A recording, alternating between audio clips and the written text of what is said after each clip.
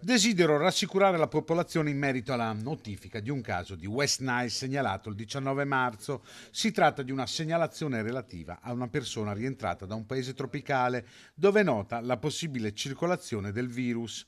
La situazione non rappresenta un motivo di allarme per la comunità. Così il direttore del Dipartimento di Prevenzione dell'ULSS Eugania, il dottor Luca Sbrogiò, in merito al primo caso di West Nile nel Padovano nel 2026.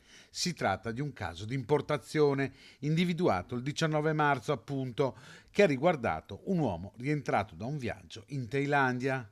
Il comune uganeo, intanto, avvierà dal 13 al 30 aprile la disinfestazione larvicida nelle aree pubbliche partendo da Brusegana, mentre resta alta l'attenzione anche su dengue e chikungunya. È tuttavia importante non sottovalutare la prevenzione, soprattutto quando si viaggia in aree a clima tropicale, ha detto il dottor Sbrogiò in una nota. Raccomandiamo l'uso di abiti protettivi come maniche lunghe e l'impiego di repellenti per insetti.